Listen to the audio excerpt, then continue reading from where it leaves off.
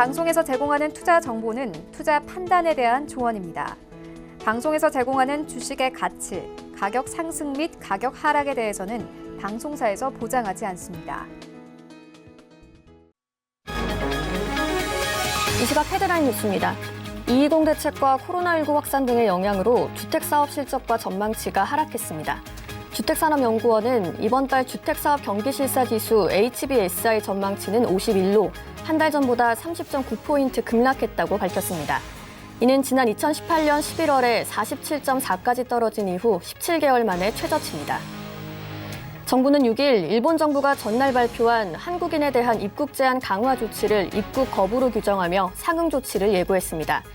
일본이 한국에 대해 9일부터 적용하기로 한 무비자 입국 금지와 14일간 사실상 격리 등을 한국도 그대로 일본인에 대해 시행할 가능성도 거론되고 있습니다. 사모펀드 KCGI가 한진칼 정기주주총회에서 자신들에게 의결권을 위임해달라고 주주들에게 공개적으로 요청했습니다. KCGI는 3자연합이 제안한 정관 변경안에 전자투표 도입과 이사 자격 기준 강화 등 회사 지배구조 개선과 주주가치 제고를 위한 내용을 담았다며 찬성 의견으로 의결권을 위임해주기 바란다고 밝혔습니다. 미국 상원이 정부의 코로나19 대응을 위해 83억 달러, 우리 돈으로 9조 8천억 원 규모의 긴급 예산 법안을 통과시켰습니다. 이는 도널드 트럼프 대통령이 지난달 24일 의회에 긴급 예산을 요청한 데 따른 것으로 당초 요청한 25억 달러의 3배 이상에 이르는 규모입니다.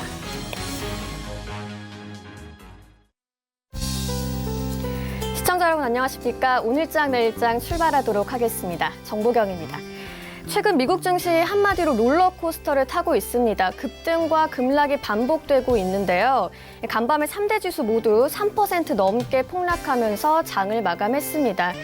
아무래도 미국도 코로나19 확진자가 200명을 넘어서면서 다시 한번 팬데믹 공포가 수면 위로 올라온 영향이 크다고 보여집니다. 그러다 보니까 유가는 내리고 금 가격이 오르는 전형적인 위험 회피 성향이 나타나고 있고요. 오펙의 추가 감산 합의 소식이 있었는데도 불구하고 국제 유가 하락하는 모습입니다. 우리 시장도 투심 위축되면서 급락하고 있습니다. 시총 상위 종목들 대부분이 파란불 켰고요. 일단 코스피 대형주들 낙폭이 크다 보니까 시장이 강하게 영향을 받는 모습입니다. 또 국내 코로나19 확진자 6천 명을 넘어서면서 사태 진정이 쉽지 않을 거라는 우려 섞인 전망이 나오고 있는데요. 그러다 보니 코로나19 진단키트 관련주들은 오늘 급등하는 모습입니다. 주말을 앞두고 있는 금요일, 오늘 시장 어떻게 대응하면 좋을지 하나하나 지금부터 짚어보도록 하겠습니다. 코스피부터 만나보시죠. 네, 오늘 지수가 많이 빠지는 모습입니다. 대형주들 급락이 나오다 보니까 지수도 흐름을 같이 할 수밖에 없는데요. 2.30% 빠지면서 2037포인트 선에서 움직이고 있습니다. 다음 만나보시죠. 하루간의 흐름 살펴보시면 2059포인트부터 2034포인트까지 쭉 밀려 내려왔고요. 이렇다 할 반등 없이 횡보하고 있는 모습입니다. 수급 상황도 살펴보시죠. 수급 보시면 개인만 사고 기관과 외국인은 매도하고 있습니다. 개인이 6,452억 원 매수를 해주지만 외국인 매도가 강하게 나오고 있기 때문에 지수는 밀려 내려가는 모습입니다. 다음 살펴보시죠. 네, 시총 상위 종목들입니다. 1위부터 5위까지 삼성전자, SK하이닉스, 삼성바이오로직스, 네이버 모두 파란불 켰습니다. 간밤에 필라델피아 반도체 지수도 3% 넘는 급락이 나왔는데요. 그러다 보니까 오늘 코스피 대형주들 빠져내려가고 지수도 맥을 같이 하는 모습입니다. 다음 살펴보시죠. 네, 6위부터 10위 종목입니다. LG화학, 현대차, 셀트리온, 삼성 SDI, 삼성물산 모두 파란불 켜고 있습니다. 2%대 하락이 나오고 있고요. LG화학은 40만 원 밑으로 내려간 상황입니다. 다음 보겠습니다. 11위부터 15위 종목들까지 중에 유일하게 SK텔레콤만 빨간불을 켜고 있습니다. LG생건이 1.39% 빠졌고요. 현대모비스가 오늘 3% 빠지면서 급락이 나오고 있습니다. 포스코 2%대 하락, KB금융도 3%대 내리고 있는 가운데 5G 관련주들만 오늘 좋은 흐름 가져가고 있습니다. 다음 만나보시죠. 코스닥입니다. 코스닥도 코스피와 비슷하게 빠지는 모습이고요. 1.7%대 내려가면서 640선 밑으로 내려왔습니다. 639.15포인트입니다. 다음 살펴보겠습니다. 오늘 흐름인데요. 오전장에 큰 폭으로 내려간 후에 장중 저점 637포인트까지 갔고요. 이렇다 할 반등 없는 모습입니다. 현재도 저점 부근에서 움직이고 있습니다. 수급 살펴보겠습니다. 마찬가지로 개인만 사고 기관과 외국인 팔고 있습니다. 개인이 1975억 원 매수를 해주고요. 외국인은 1,000억 원 넘게 팔고 있는 모습입니다. 다음 만나보시죠. 시총 상위 종목들이고요. 코스피와 마찬가지로 상위 종목들 모두들 파란불 켰습니다. 셀트리온 헬스케어가 0.29%, HLB도 1% 후반대 내려가는 가운데 CJENM이 낙폭이 좀 크게 나옵니다. 3%대 내리고 있고요. 스튜디오 드래곤도 2.77% 내려가고 있습니다. 다음 만나보시죠. 네, KMW와 SK머티리얼즈가 빨간불 켜고 있는 가운데 에코프로비엠, 휴잘, 원익IPS는 파란불을 켜고 있습니다. 에코프로비엠이 3%대 후반에 급락을 보여주고 있는 모습입니다. 다음 만나보시겠습니다. 제넥신, 파라다이스, 헬릭스미스, 메디톡스가 모두 파란불 켜주고 있고요. 솔브레인이 소폭 올라주면서 9만 원대 위까지 안착을 하는 모습입니다. 다음 살펴보겠습니다. 네, 환율입니다. 환율은 오늘 오르는 모습입니다. 10원대 상승하면서 0.86% 올랐고요. 1,191원대에서 거래가 되고 있습니다.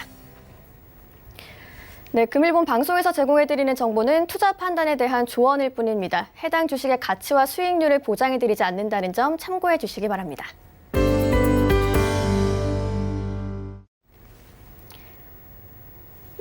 네, 오늘장 이슈 점검해볼 시간인데요. 네, 오늘 나눠볼 이야기는 코로나19의 영향으로 세계 석유 시장에 어떤 영향을 미치고 있는지 얘기를 나눠볼 겁니다.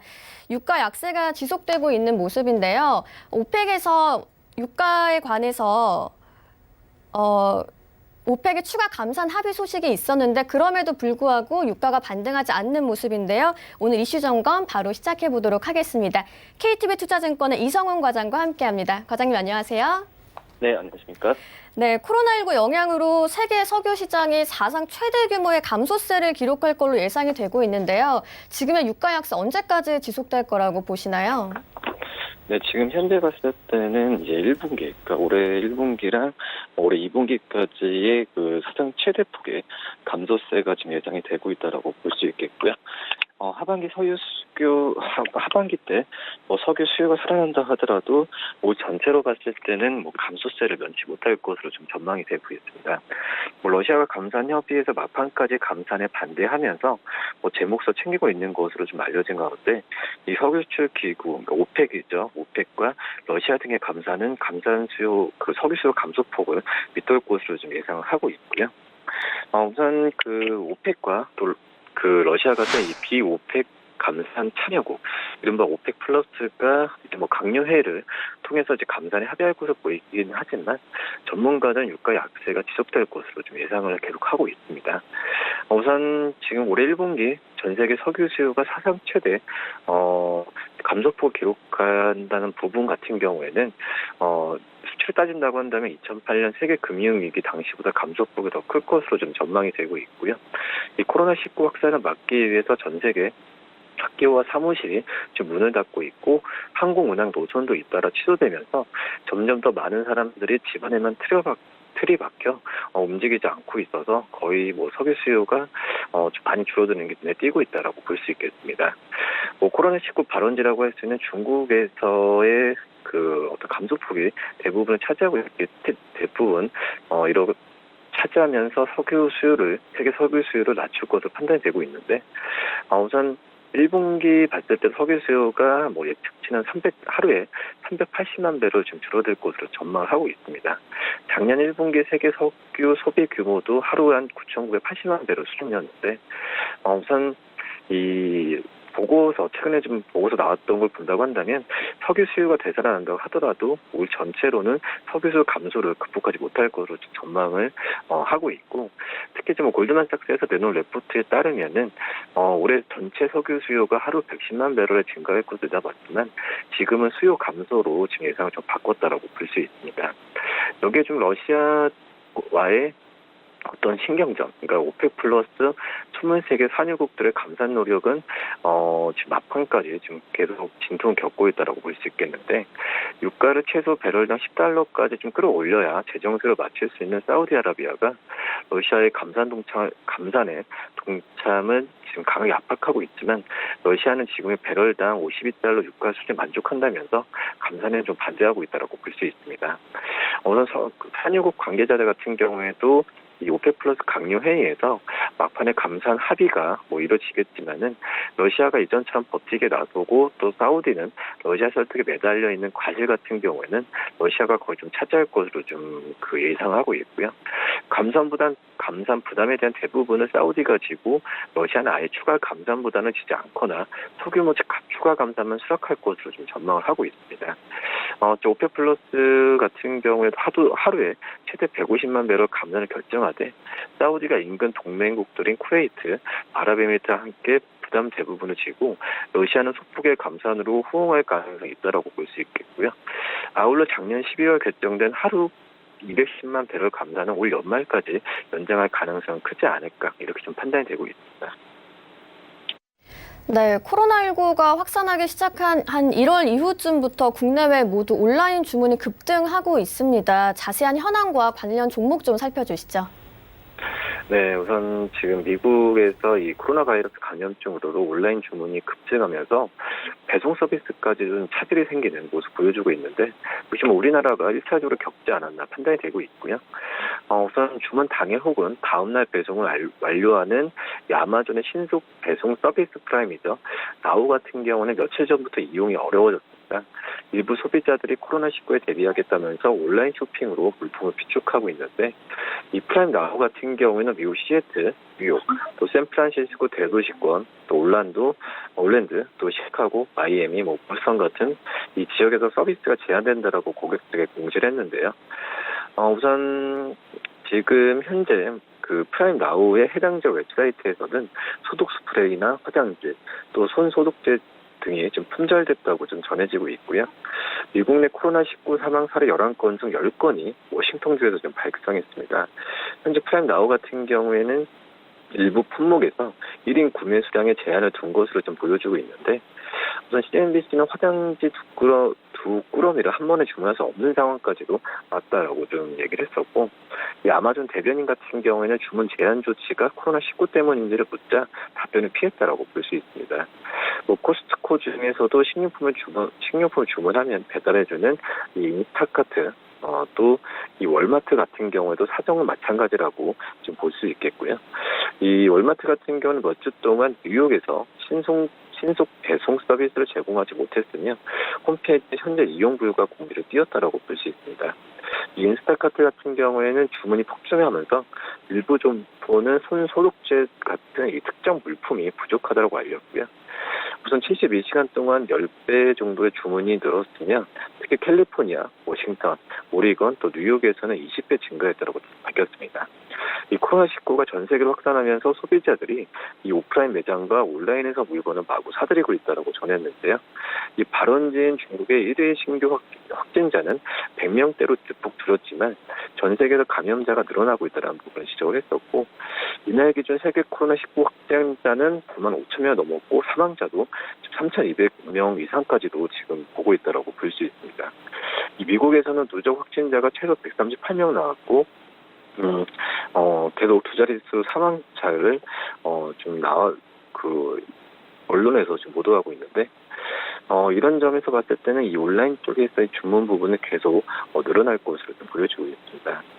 우선 온라인 쇼핑 같은 경우에는 매년 성장세가 좀 일어나고 있는 건 다 아실 거라 생각이 되고 있는데, 이 온라인 쇼핑 같은 이 전자상거래에서 사용한 카드 사용액이 처음으로 작년에 편의점과 대형마트 등에서 결제한 금액을 넘어섰습니다. 이 온라인 쇼핑 카드 금액 사용액이 종합소매 결제액을 넘어선 것은 이번이 처음이라고 볼 수 있겠는데, 한국은행이 이번 주 5일이었죠. 발표한 2019년 지급 결제 동향을 보면은 작년 하루 평균 카드 사용액이 2조 5천억으로 1년 전보다 5.8% 늘었고요. 이 가운데 신용카드 사용액은 2조 원으로 5.7% 늘었습니다. 개인 신용카드만 보면 7% 증가한 1조 5천억 원이었는데, 이 개인 신용카드 사용 업적을 보면은 온라인 쇼핑 같은 전자상거래와 또 통신 판매 결제액이 2,560억 원을 기록했습니다. 이는 대형마트, 백화점, 편의점, 또 면세점에 속한 이 종합소매 결제액이 2,240억을 넘어선 추라고 볼 수 있겠고요. 2018년 종합소매 항목은 2,210억으로 전자상거래와 또 통신 판매 결제액 2,100억 원을 넘어섰고요. 2019년에도 종합소매점에서 카드로 결제한 금액은 증가했지만 전자상거래 쇼핑액이 더 빠른 속도로 늘어난 결과입니다. 이 밖에 무료나 보건 분야 사용액도 8.9% 늘었고 이 초중고교 교육비를 카드로 낼 수 있게 되면서 교육 부분도 7% 정도 증가했습니다. 이 법인의 신용카드 사용액은 0.9% 늘어난 4,200억으로 전년과 비슷하고요. 체크카드는 6.2% 증가한 5,300억 원이었고 이 연말상선 때 체크카드 소득공제율이 신용카드의 2배인데다 캐시백 영화관, 또 놀이공원 현장 할인 등이 가능하면서 체크카드 사용은 꾸준히 좀 증가세를 좀 보여주고 있습니다. 우선 전체 지금 현재 봤을 때도 우선 소액 결제망을 통한 이런 하루 평균 계좌이체 규모도 총 61조 6천억으로 1년 전보다 4.8% 좀 증가한 반면에 어음과 수표 결제액은 11.3% 감소한 17조 300억이라고 좀 볼 수 있겠고요. 이렇게 좀 신종 코로나 바이러스 감염증의 확산으로 이 대면 접촉 꺼리는 분위기가 퍼지면서 이 전자상거래 관련주 같은 경우가 반사이익을 좀 누리고 있는 현재 상황으로 가고 있다라고 볼 수 있습니다. 우선 그 전자결제 업체들죠. 이 대표적으로 NHN 한국사이버결제와 KG 이니시스, 또 인포뱅크 같은 경우에는 한 달 동안 주가가 큰 폭으로 상승세를 좀 보여주고 있는 모습 보여주고 있고요.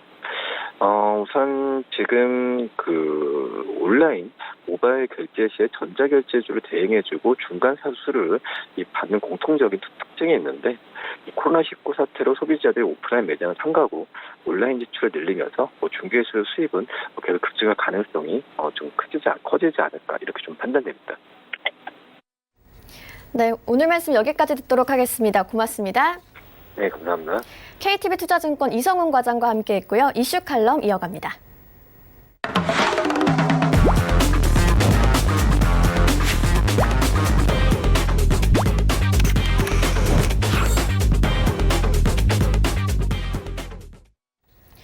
네, 이슈 칼럼 시간입니다. 오늘은 참 좋은 경제연구소 이인철 소장과 함께합니다. 어서 오세요. 네, 유럽에서는 이탈리아가 코로나19 영향을 가장 많이 받고 있잖아요. 벌써 감염자가 4천 명에 육박한다고 하던데요. 네, 인접한 프랑스와 독일도 확산세가 빨라지고 있고요. 이 코로나19가 81개국으로 번졌다고 하는데 이 팬데믹이라는 얘기가 나온 지는 꽤 됐는데요. 이 WHO가 지금의 사태를 정말 팬데믹으로 규정하게 될 거라고 보시나요? 글쎄요, 일단 전문가들은 지금 현 상황에도 이제 세계적인 대유행을 의미하는 최고 단계죠. 감염병 최고 단계에 이제 팬데믹 상태에 와 있다라고 보고는 있습니다. 그러나 이제 이 세계보건기구는 계속해서 이제 팬데믹 상황은 아니다라면서 이 발표 시기를 저울질하고 있는데 사실 중국의 눈치를 많이 보고 있는 듯합니다. 그래서 이제 아직은 이제 선언할지에 대비해서는 좀 미지수인데 그런데 말씀하신 것처럼 이제 유럽 주요국 가운데는 이탈리아가 좀 심상치 않아요. 이탈리아는 이미 이제 4일 현재 4천 명이 육박을 하고 있고요. 또 전국의 학교를 이제 한시적으로 폐쇄 조치를 내리고 있고 인근 국가였던 독일, 프랑스도 200명이 넘어섰습니다. 이러다 보니까 중동 그리고 이제 일본, 아시아, 특히나 아시아 국가 가운데 일본도 1,000명이 넘어서서 이 앞서 말씀하셨던 것처럼 지금 이 코로나19 확산 국가는 80여 개 국가를 넘어섰습니다. 자, 이 정도면 사실 지금까지의 이 세계 보건기구가 내놓고 있는 팬데믹의 기준은 뭐냐? 이런 이제 강한 전염성, 그리고 사람 대 사람, 인체 간 사람끼리 감염, 이렇게 동일한 전염병이 2개 대륙 이상을 와갔다. 이상으로 발병했을 경우에는 우리 팬데믹으로 정의를 했었는데 그러나 다만 어떤 기준이 없느냐. 지금 팬데믹 기준 가운데는 사망자 수, 확진자 수에 대한 그 근본적인 기준이 없습니다. 그래서 아마 이걸 근거로 해서 앞으로는 이 전염병이 이제 과거처럼 이제 굉장히 확진자 수는 이번에 많지만 사망자 수는 급격히 좀 하락하는 떨어지는 이제 비율을 보이고 있기 때문에 각각의 전염병마다 그 새로운 잣대, 새로운 창궐 기준을 세우겠다라고 하고 있기 때문에 이 발표를 좀 지켜볼 필요가 있어 보입니다. 네, 중국의 눈치를 좀 보고 있는 것 같다라고도 말씀해 주셨는데요. 이 WHO에서 코로나19 사태를 팬데믹으로 규정하면 또 중국뿐만 아니고 세계 경제에 미치는 충격도 더 커질 것 같아요. 어느 정도라고 예상을 하시나요? 그렇습니다. 공식적으로 이제 세계보건기구가 이제 팬데믹을 선언했을 경우 전문가들 한 차례 더 낮출 수 있습니다. 이미 지금 한 달 이상 이제 지속이 되면서 이제 세계 주요 전문가들, 투자은행들은 세계 경제 성장률 전망치를 낮추고 있습니다. 과거 이 사스나 메르스 사태에 비해서 중국이 세계 경제에서 차지하는 위상, 비중이 이제 한 거의 뭐 4배 가까이 커졌기 때문에 주로 보면 올해 이제 전문가들 세계 경제가 한 3% 초반까지 봤었어요. 그러다가 이 코로나19의 영향으로 이제 지금 확산 속도를 감안하게 되면 2% 중후반까지 낮추고 있고, 만에 하나 WHO가 세계의 어떤 팬데믹 현상이다라고 코로나19를 명명한다면, 선언한다면 아마 1% 초반까지도 떨어질 가능성이 높다라는 겁니다. 사실 중국 자체만의 문제가 아니라 중국은 글로벌 이제 공급 체인의 핵심 주자이기 때문에 중국의 성장률은 더 떨어지겠죠. 지난해 6.1% 성장했는데 한 올해는 그래도 당초 이 코로나만 없었다면 5.6 정도였었는데 지금 이미 코로나로 인해서 한 5% 초반, 그리고 일각에서는 4%대까지 초반대로 무너질 수 있다라는 얘기가 나오고 있기 때문에 아마 팬데믹을 선언했을 경우에 이제 파급 효과라는 건 아마 가늠해 볼 수 없을 정도로 세계에 어떤 미치는 경제 타격이 커질 수 있습니다. 팬데믹을 선언하는지 안 하는지가 또 굉장히 큰 파급 효과를 주는 거군요. 또 중국이랑 일본 얘기도 좀 해보면 좋겠는데요. 중국은 한국인을 860명이나 격리했는데 중국은 놔두고 정부가 일본만 때리고 있다, 이런 얘기도 나오고 있거든요. 어떤 맞습니다. 이유에서일까요? 사실은 우리나라가 지금 외국에서 한국인 입국 제한 조치를 한 국가는 거의 100개 국가 입국을 하고 있습니다. 네. 그런데 유독 일본에 대해서는 굉장히 껄끄러운 표정을 짓고 있습니다. 오늘 NSC까지 열렸고요. 또 이제 아마 청와대의 공식적인 반응은 저희가 있어 보인다. 그리고 이런 이제 초기에 보면 일본도 크루즈선을 이제 배착했지 않습니까? 통계에 집어넣지 않고, 그러면서 자꾸 초기 대응을 못했다라는 어떤 인식을 이번 이제 이 한국인의 입국 제한 조치를 이제 계기로 이제 좀 국면 전환하려는 의도가 있는 게 아니냐, 이렇게 지금 분석은 나오고 있어요. 그럼에도 불구하고 지적하셨던 것처럼 그러면 우리는 이제 중국, 사실 이게 우한발이기 때문에 초창기에 이제 우리 이제 의사협회에서는 17번에 걸쳐서 지금 중국을 거쳐서 입국하는 모든 뭐 중국인을 포함해서 네. 외국인에 대해서 이제 제한을 해야 된다, 입국 제한을 해야 된다라는 권고를 했음에도 불구하고 우리 정부는 받아들여지지 않았죠. 그러고 난 다음에 시진핑 주석과의 이제 전화 통화에서 굉장히 위기의 진정한 이제 친구 관계임을, 이제 교우 관계임을 굉장히 돈독해 하고 있다라는 걸 보게 되면 아마 우리 정부는 계속해서 이제 중국의 이 감염 사태가 조금 수그러들게 되면, 물론 양해가 뒤로 밀렸음에도 불구하고 시진핑 중국 국가주석이 한국을 방한하는 그걸 굉장히 좀 신경을 쓰고 있는 게 아니냐라는 생각을 들게 하고, 반면에 이제 일본의 경우에는 지난해 7월에 있었던 일본의 이제 수출 규제 조치에 대한 앙금이 남아 있습니다. 우리가 뭐 지소미아도 종료를 하고 여러 가지 카드를 꺼냈지만 결국은 이제 1차적으로 약간 서로가 이제 약간 자존심을 건드리지 않는 선에서 이제 조금 보류가 돼 있는 상황이긴 하지만, 그럼에도 불구하고 지금 갑작스럽게 일본이 꺼낸 한국인에 대한 입국 제한 조치, 그리고 입국하게 되면 보름 정도, 14일 정도 격리하겠다라는 데 대해서는 이제 정세균 총리가 이에 상응하는 조치를 내놓겠다고 했어요. 그러면 우리도 그럼 일본에서 입국하는 사람, 일본에서 입국하는 모든 외국인에 대해서 어쩌면 14일 격리 조치와 같은 똑같은 조치를 할 개연성도 있어 보입니다. 네, 경상수지 얘기도 좀 여쭤보고 싶은데요. 1월 우리나라 경상수지 흑자 규모가 10억 달러 수준으로 집계가 됐어요. 지난 4월 이후에 9개월 만에 가장 적은 규모잖아요. 어떤 맞습니다. 이유에서라고 보십니까? 이제 경상수지 흑자 규모는 그동안 굉장히 좀 뭐 과도할 정도로 우리가 이제 누려왔던 부분입니다. 그런데 이제 1월 데이터를 보게 되면 1년 전과 비교하면 거의 한 70%니까 이 정도면 거의 뭐 쇼크 수준이고요. 그리고 올해 전망치에서 크게 밑돌고 있고 수출이 계속해서 줄고 있습니다. 그런 가운데 경상수지 흑자폭이 좀 줄고 있다라는 것. 그런데 코로나19가 발병한 게 우리가 구정 지나고 난 다음부터 인지가 됐어요. 그렇게 보면 1월 수출 데이터의 코로나 영향은 거의 미미합니다.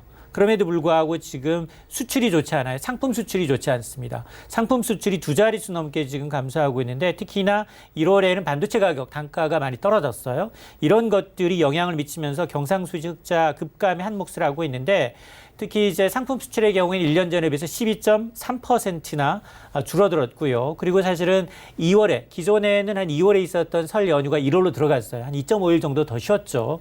여기에다가 이제 만에 하나 이제 코로나19의 영향이 본격적으로 나타나니 2월, 3월이 더 문제인데, 물론 2월의 경우에는 상대적으로 근무일수가 굉장히 일시적으로 이제 늘면서 일시적인 반등은 기대가 되지만 3월부터는 또 본격적으로 코로나 충격이 반영될 가능성이 높다.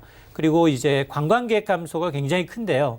우리가 이제 굉장히 여행 위험 지역으로, 경보 지역으로 이제 꼽히다 보니까 서비스 수지가 계속해서 적자가 누적이 되고 있습니다. 이렇게 되면 아마 코로나19 확산에 따른 어떤 경제적 충격은 계속 불가피한데 만에 하나 흑자를 낸다 하더라도 올해 전체 규모를 보게 되면 570억 달러 당초 목표치에는 크게 못 미치는 8년 만에 이제 이 경상수지 흑자 규모가 가장 적은 한 해가 될 개연성이 높습니다.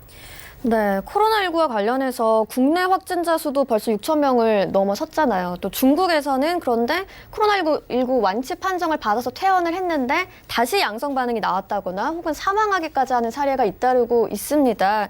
이게 확진자 발생 수가 진정세를 보이고 있다고 볼 수 있는 걸까요? 글쎄요. 이게 중국 데이터를 좀 액면 그대로 받기에는 좀 어려워 보이고요. 네. 그리고 이제 외신에서 보면 우리나라는 지금 6천 명 수준이지만 10,000명까지도 갈 수 있다라고 보고 있어요. 자, 이런 걸 감안하게 되면 아마 3월이 분기점이 될 가능성은 높습니다. 우리는 그나마 이제 투명하게 공개를 하고 있음에도 불구하고 외신에서 볼 때 확산 속도는 빠르지만 지역 간 감염이 있긴 하지만 그러나 이제 진단 키트라든가 신속한 어떤 진단 기술에 대해서는 호평을 하고 있는 게 맞아요.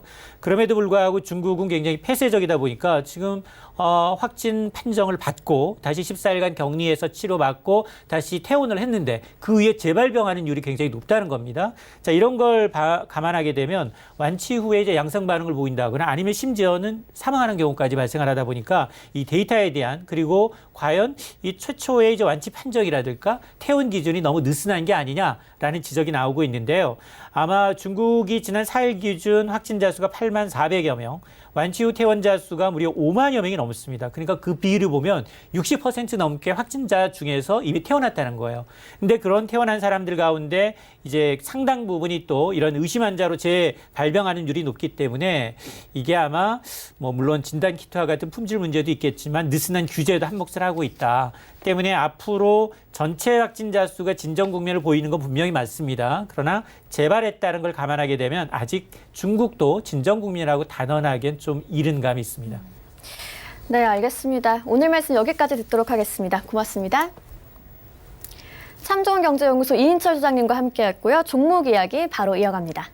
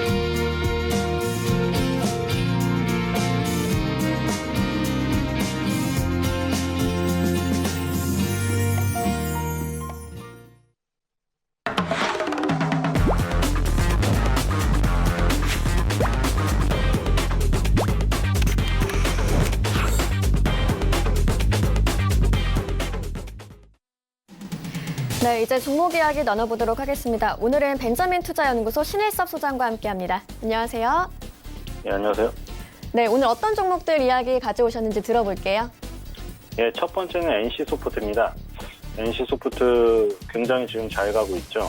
뭐 시장이 엄청나게 흔들리고 있는 가운데 NC소프트를 가지신 분은 뭐 자랑할 건 아니지만 되게 좀 안심을 한다고 해야 되나요? 그렇죠. 지금 뭐 너무 흔들리기 때문에 NC소프트 가지신 분은 좀 행복하실 수도 있을 것 같아요. 상대적으로. 근데 지금 그동안 많이 얘기를 드렸는데 뭐 리니지에 대한 어떤 원게임에 대한 그런 우려들은 NC소프트가 처음에 상장되었을 때부터 얘기가 되었었잖아요. 근데 1998년도에 첫 서비스를 시작했고 그 당시 그러니까 지금 30, 40대들은 기억을 아주 강하게 하고 계실 텐데 PC방이라는 게 탄생을 하고 그렇죠? 그 새로운 문화가 생겼잖아요. PC방에 가서 뭐 게임을 즐기고 그때가 30, 40대가 그때 이제 중고등학생이었어요. 그래서 그때 PC방에서 이제 뭐 스타크래프트라는 전략 시뮬레이션과 그리고 이제 뭐 이 리니지라는 이런 게임류들이 이제 각 결이 틀린 쪽으로 계속 성장을 하면서 PC방도 키웠고 게임도 키웠죠. 근데 그동안 이제 22년을 서비스 해왔는데 리니지가 그런 약점들은 뭐 사실 뭐 드러날 기회조차 없었어요. 그러니까 뭐 흔히들 얘기를 하잖아요. 하나의 게임만 있으면 만약에 그 게임이 망하면 어떡하냐. 그 게임을 하는 유저들이 다 떠나면 어떡할 거냐. 세컨 게임이 없는데. 그런 우려가 계속 있었고 그리고 뭐 뒤에 뭐 아이온이라던가 이런 게 나왔지만 뭐 리니지의 마성을 뭐 이기진 못했어요. 근데 리니지 하나로 끝냈죠. 지금까지도 끝냈어요. 뭘 시장을 완전히 장악을 했죠. 그래서 지금 1998년도에 첫 서비스 이후에 22년 동안 꾸준히 업데이트를 하면서 유저들의 마음을 계속 사로잡았고요. 이른바 길드라고 하죠.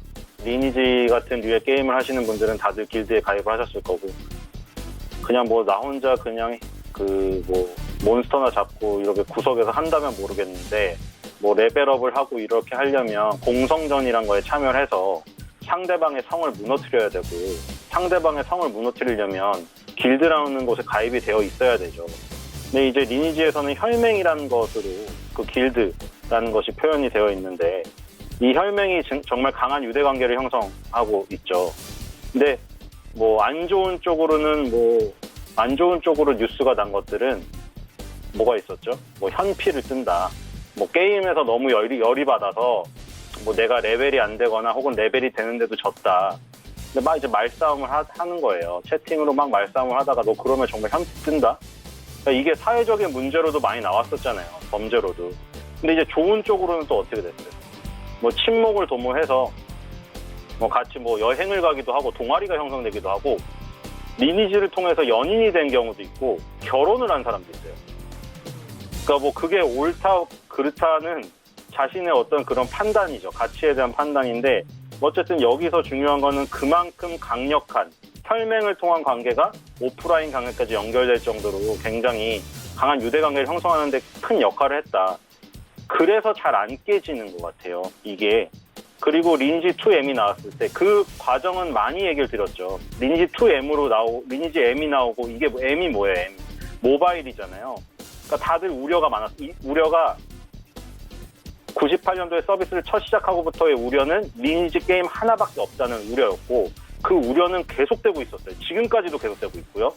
그리고 그 다른 쪽에서는 모바일 시대로 넘어오면서 과연 이 리니지를 모바일에서 구현을 할 수 있을 것인가에 대한 그 부분에 우려가 있었어요, 또. 왜냐면 리니지라는 게임을 우리의 폰의 성능은 아직 못 따라오는데 이 폰에서 구현을 할 수 있을 것인가. 그래서 모바일 게임 시대에는 간단한 아케이드 게임을 만드는 컴투스라던가 게임빌이 떴었죠. 그리고 실제로 그때 뭐 2년에서 3년 정도 NC소프트가 하락을 했었어요. 그래서 이 모바일 시대에는 NC소프트 맞지가 않구나. 근데 그게 잠깐 쉬는 타이밍이었어요, 결국. 모바일 시대의 리니지 M이나 리니지 2M은 지금 뭐 성능이 너무 좋잖아요. 폰의 성능은 지금 이번에 갤럭시 S 20 나온 거 보시면 아시잖아요. 스펙이 말도 안 되고 그러니까 그런 괴물 스펙을 가진 폰이 나오는 이 마당에 더 이상 그 논란을 필요치가 않은 거예요. 이미 모바일 시대도 다 점령을 했잖아요. 그리고 지금 같은 경우에 리니지 2M 같은 경우에는 새로운 20, 30대가 진입을 하는 것이 지금 팩트로 나와 있어요. 자료가. 그러니까 그 린저씨라고 불리는 사람들은 그 예전에 98년 당시에 중고등학생이었을 때 시작을 해서 지금까지 그 게임을 계속 유지를 하면서 리니지라는 그 IP를 강화시키는 역할을 해주고 있고 터줏대감 역할을 해주고 있고 그리고 거기서 이제 만약 명맥이 끊겼으면 이제 누구나 그 계속 강조해서 지적을 하던 리니지라는 한 게임밖에 없다는 그 약점이 드러났구나 하고 막 정말 하이에나처럼 물어뜯을 준비를 하고 있는 사람들이 많은데 그거를 덮어버린 게 리니지 2M에는 새로운 유저가 들어와 버린 거예요. 그러니까 린저씨는 그대로 하고 있는데 새로운 10대, 20대, 30대가 늘어나서 폭이 커져버린 거죠.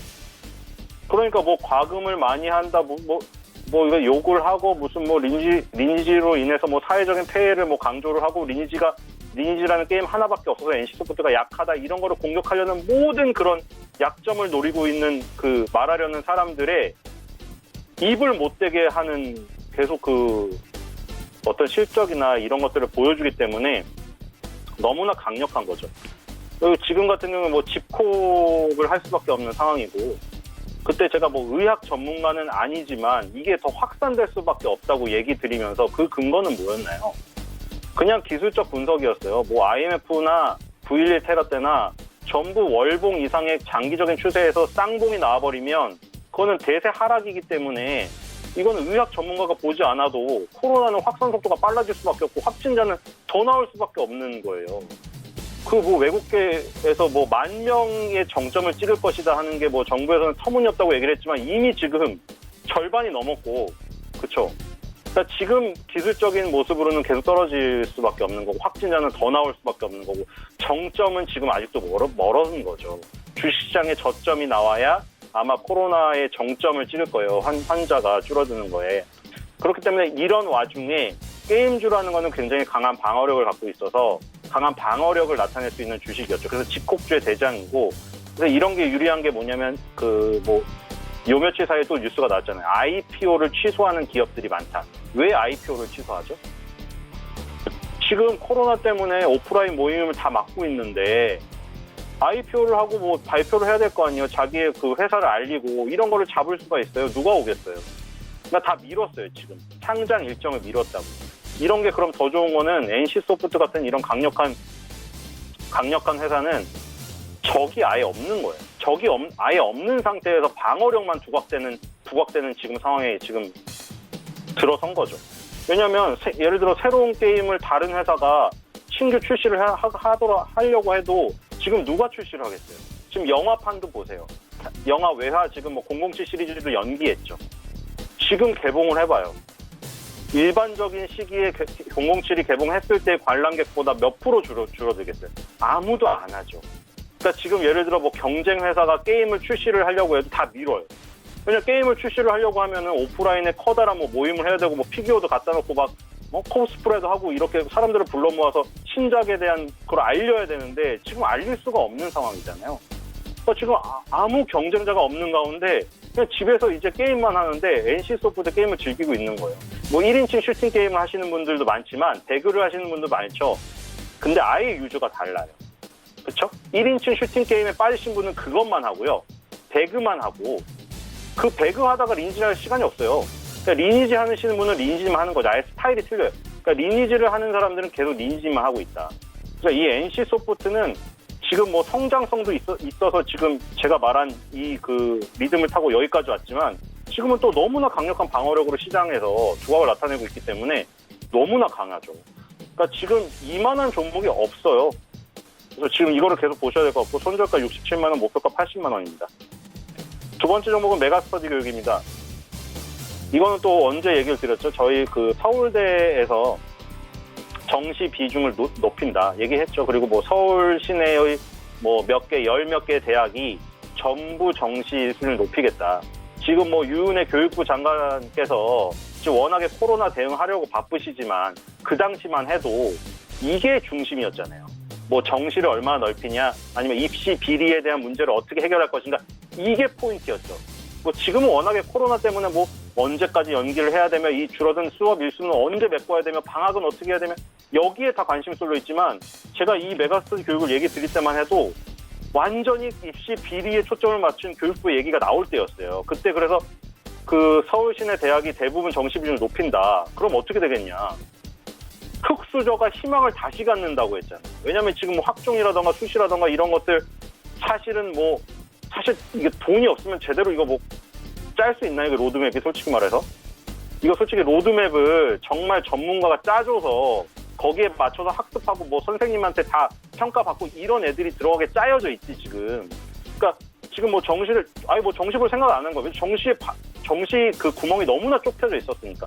근데 그걸 넓힌다고 하니까 흑수저들이 다시 희망을 갖는다. 근데 희망을 갖는데 그럼 이제 희망을 가질 때 뭐 그렇게 똑같이 비싼 뭐 교육을 받을 수는 없잖아요. 그래서 인터넷 강의에 열중할 수밖에 없다. 그래서 메가스터디 교육이든 이투스든 인터넷 강의가 잘 마련이 되어 있고 1타 강사들이 인터넷 강의에서 강의를 하시는 분들이 잘 짜여진 이 커리큘럼이 되어 있는 쪽이 유리하다. 그래서 메가스터디 교육이 최근에 고등 온라인 부분 고3 그리고 N수생이라고 하죠. 뭐 재수하고 삼수하고 사수도 있으니까 고1, 고2 이 메가패스 결제액이 전부 다 올라오고 있어요. 전반적으로. 게다가 이 중에서 고3보다 고1, 2가 올라가고 있어요. 고1, 2가 작년에 10% 정도 차지했는데 지금 30%까지 확대됐어요. 이거 왜 그러겠어요? 그때 말한 것 때문이죠. 고1, 2가 아예 포기해버리려고 하다가 진짜 수시가 너무 크니까 정시 비중이 확대된다고 하니까 다시 이 인강을 막 듣는 거예요. 그리고 정시 비중 확대 거기다가 EBS 연계 비율이 70%에서 50%로 낮춰졌어요. 그렇기 때문에 흑수저들 아까 어떻게 대응했죠? 아예 포기할 사람들은 정시도 안 보고 포기해버리고 나는 안 된다. 이 세상에는 안 되겠다. 돈으로 밀어붙이는 이 세상, 더러운 세상. 그렇죠? 그런데 정시 비중이 확대돼서 해보려고 했는데 처음에 EBS를 하려고 하다가 EBS 비중이 낮춰졌다고 하니까 인터넷 강의 사교육으로 가는 거예요. 그러니까 이 메가스터디 교육 같은 게 유리하죠. 그 뒤로 주가가 어떻게 됐어요, 지금? 박스권 돌파하고 쉬고 있잖아요. 그러니까 지금 뭐 이런 것들, 이것도 마찬가지로 또 집콕주에도 분류가 될 수가 있어요. 지금 제가 얘기 드린 전반적인 성장성 말고도 단기적으로 NC소프트도 전반적인 성장성 얘기 드렸고 단기적인 이슈에 얽힌 것도 얘기 드렸죠. 이것도 마찬가지예요. 전반적인 성장성 얘기 드렸고 단기적인 이슈. 지금 집콕 고등학교든 뭐 초등학교, 중학교 다 미뤄졌어요, 학기가. 수업 시작이 미뤄졌기 때문에 인터넷 강의에 들어올 수밖에 없다. 그래서 이것도 이제 단기적인 이슈에다가 장기적인 성장성까지 같이 붙어 있는 거고, 선주효과 4만 원, 목표가 6만 원입니다. 마지막 종목은 DNC 미디어입니다. 기안84가 건물을 샀다. 그러면서 그 기자가 지은 제목의 그 타이틀이 이렇더라고요. 돈 버는 수준이 달라.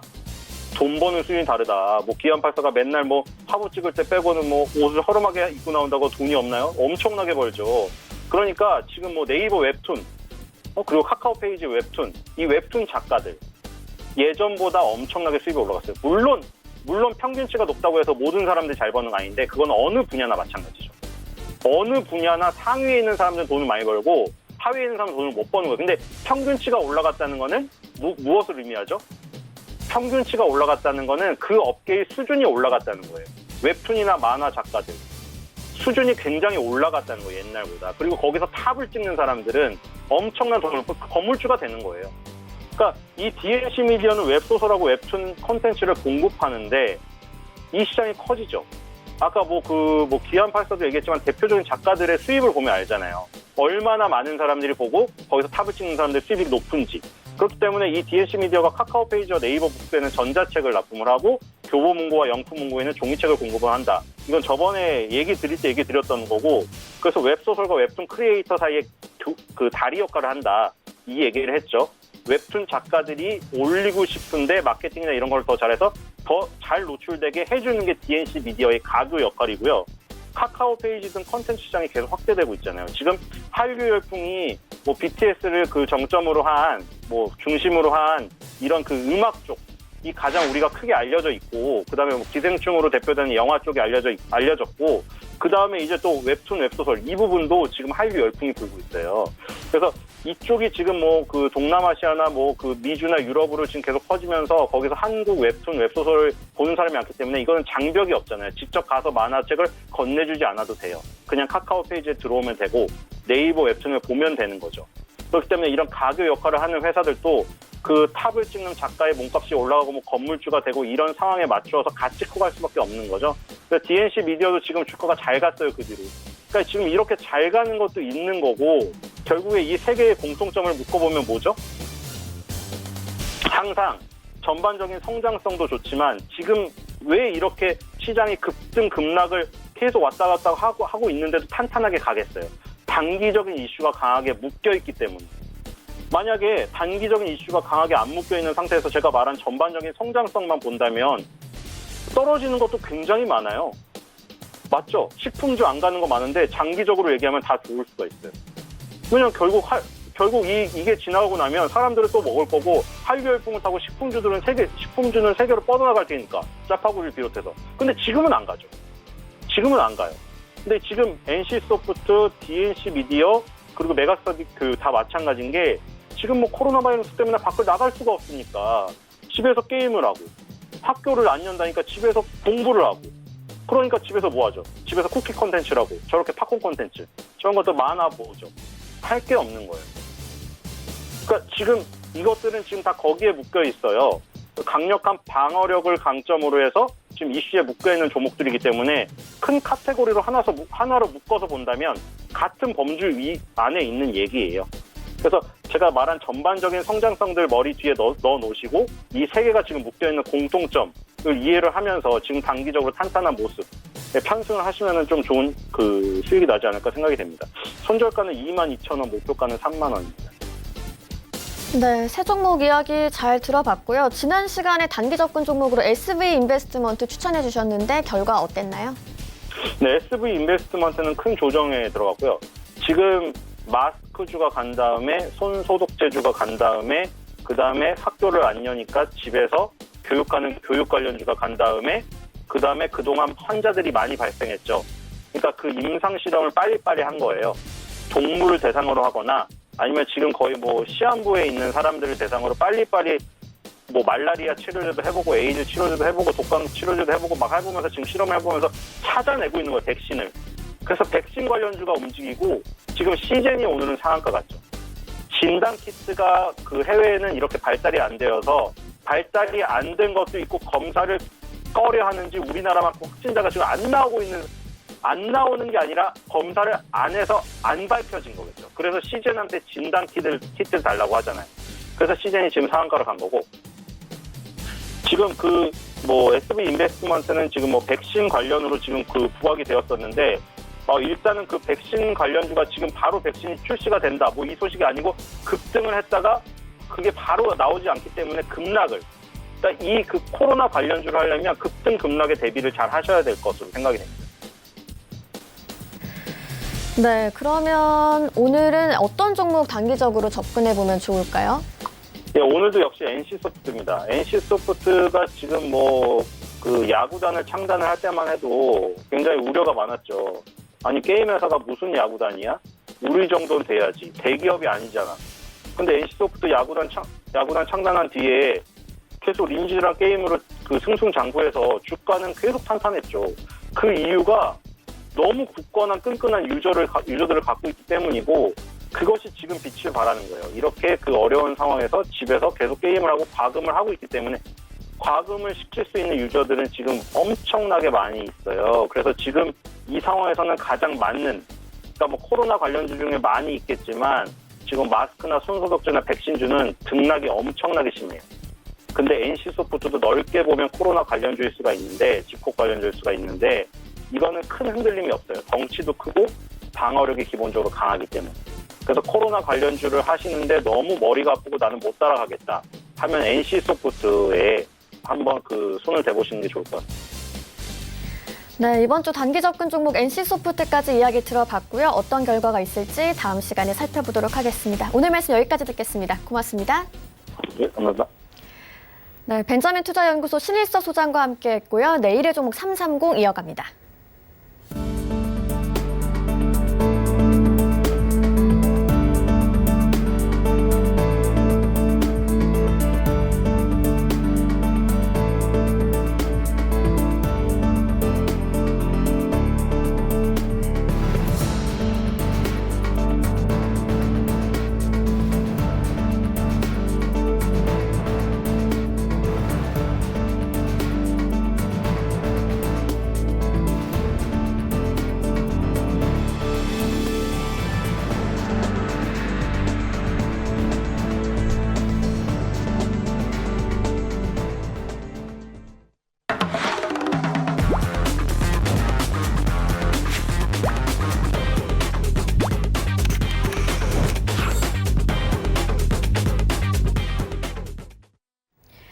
네, 내일의 종목 330 시간입니다. 이지원 멘토와 함께합니다. 어서 오세요. 안녕하세요. 네, 오늘 함께 이야기 나눠볼 주제 먼저 살펴보겠습니다. 오늘 주제가 이번 주 기관 수급 탑 7이라고 가져오셨는데요. 어떤 내용인지 자세히 들어보겠습니다. 이번 주는 등락의 상승과 하락 모두 변동성이 좀 확대되는 가운데 지난주에 급한 하락, 강한 하락 이후에 바닥권에서 공방이 좀 치열하게 벌어지고 있는 한 주였습니다. 주 중반에 외국인의 수급에 대해서 좀 살펴봤는데 오늘은 기관의 수급과 관련된 탑7 종목을 말씀을 드리겠습니다. 우리가 작년에 지난 12월 달과 8월 달에 저점을 잡을 때 급락 이후에 장이 상승할 때 가장 바닥권에서 매수를 강하게 했던 부분이 바로 연기금을 비롯한 기관들이었고요. 이 기간의 1차 수급이 이어진 이후에 외국인이 수급을 이어받으면서 시장이 좀 상승하는 모습을 보였는데 이번에도 연기금이 바닥권에서는 꽤 강하게 매수를 좀 하고 있습니다. 최근에 이제 연기금의 매수세는 매우 명확하게 가이드라인에 의해서 좀 움직이는 모습을 좀 보여주고 있는데요. 가장 먼저 매수한 종목을 찾아보면 SK 하이닉스가 기간 탑 종목입니다. 1분기 이제 반도체 실적이 가시화되고 있는데 2월까지 수출 동향을 보면 반도체는 생각보다는 선방을 하고 있고 가격 지속, 가격 상승이 좀 지속되는 모습도 보여주면서 전반적으로 기관은 SK 하이닉스에 가장 많은 물량을 담았습니다. 두 번째는 좀 그룹인데 좀 모아서 하나의 섹터를 좀 만들었습니다.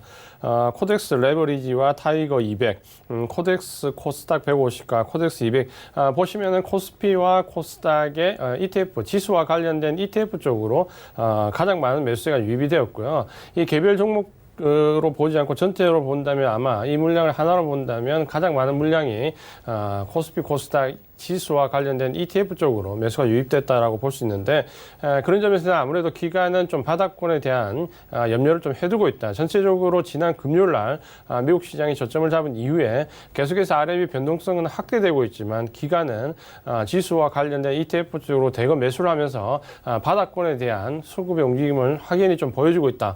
이 부분을 좀 말씀을 드리겠고요. 세 번째로 많이 매수한 종목은 삼성 바이오로직스입니다.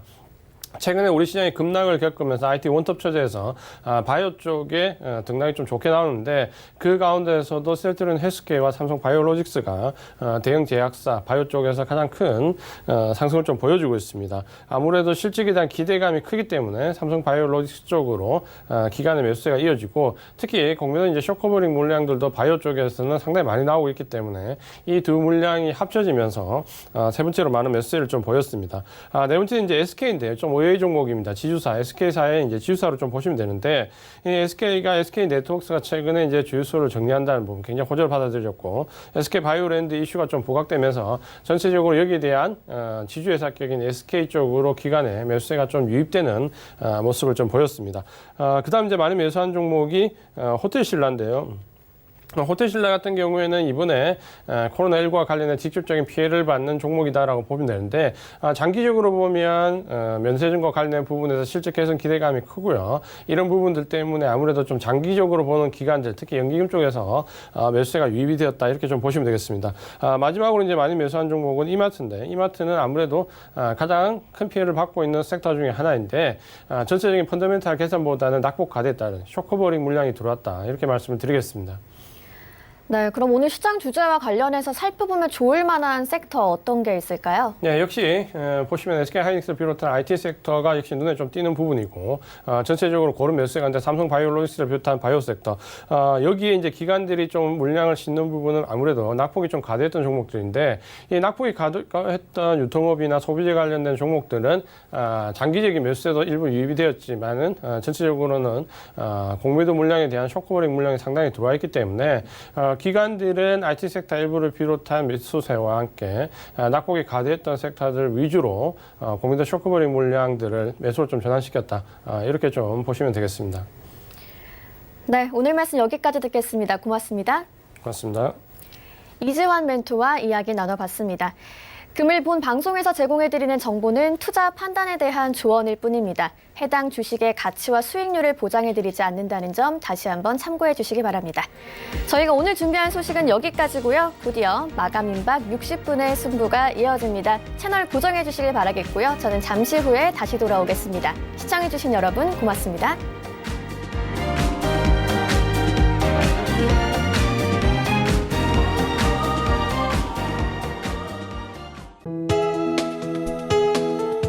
방송에서 제공하는 투자 정보는 투자 판단에 대한 조언입니다.